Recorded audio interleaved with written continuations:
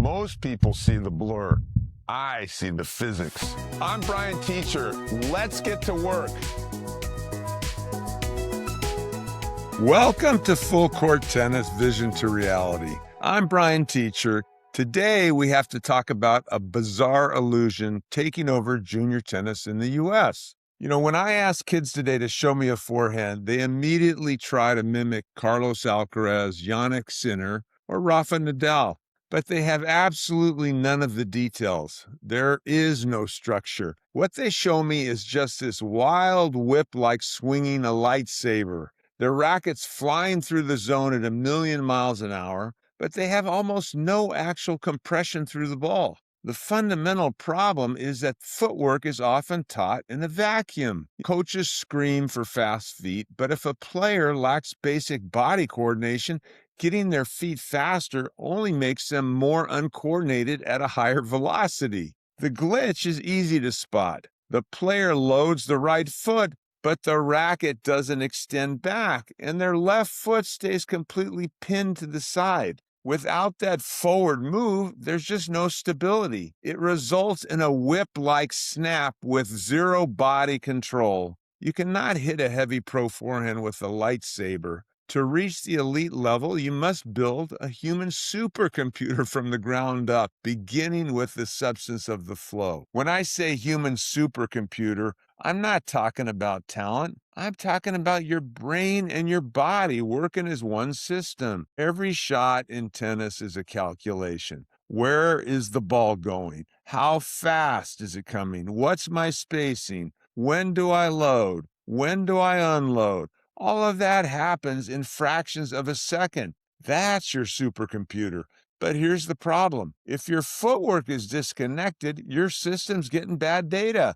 And when you feed bad data into a computer, you get bad output. So when I talk about high-intent footwork, I'm not just talking about moving fast.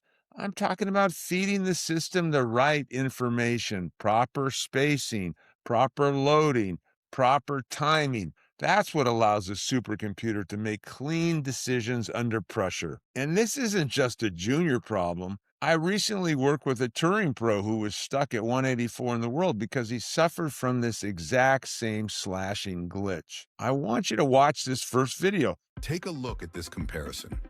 We're looking at the same player in two different clips. Now watch the player on the right. His feet are flat and he's waiting for the ball. There's no loading through the legs, so the body has no natural flow into the shot. Now look at the player on the left. Watch his feet. He loads through the legs with a medicine ball unit turn, transferring energy through the body and into the stroke. That's the flow state, and every top player moves this way. Look at his before and then look at the after once we applied the medicine ball load. As you watch and you look at the before, his feet are totally flat. There are no legs involved. The feet are not loading the swing. He's just waiting for the ball and slashing with a wild arm. Then look at the after. Notice how he uses the medicine ball load.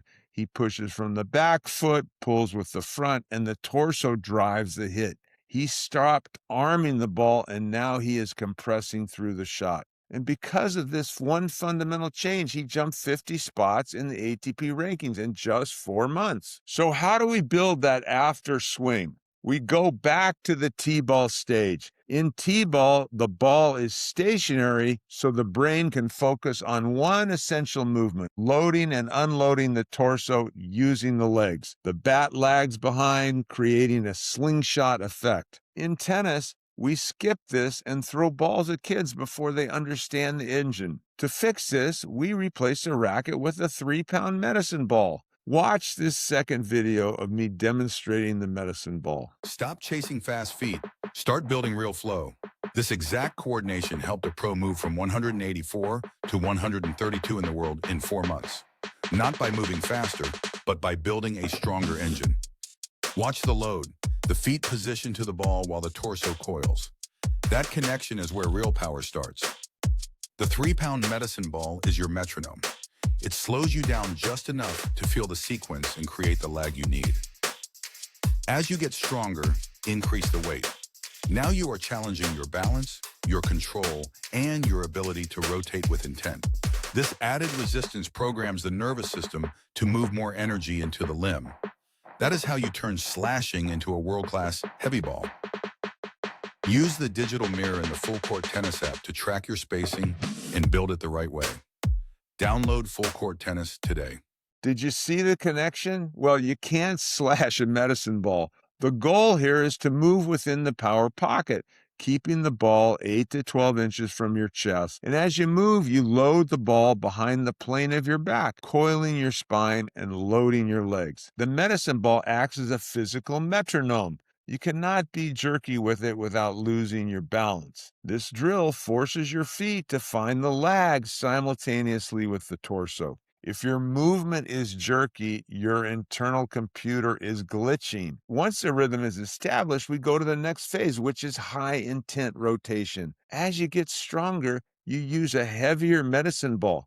But the primary focus is increasing rotational velocity while maintaining the exact same tempo. You are coiling faster and unloading stronger, using intentional speed to move more energy through the body and into the limb. This increases your efficiency and prepares your nervous system for the violence of the pro game. We see a cautionary tale of what happens when you don't do this in a player like Dominic Thiem. Thiem was a physical marvel. He was an incredible athlete. He won the U.S. Open, but in my opinion, he was a mechanical anomaly. He relied heavily on that violent whip snap from the arm, from a static base. While it produced incredible shots, it ultimately breaks down the body. At least that's my opinion. We want you distributing energy safely from the ground up. It's time to stop guessing and stop chasing the illusion. If you want a world-class forehand, you have to build the hardware. Practice this medicine ball flow outside with a partner, and then shadow practice in front of a mirror until it's a subconscious habit. Then go to the Full Court Tennis app or website.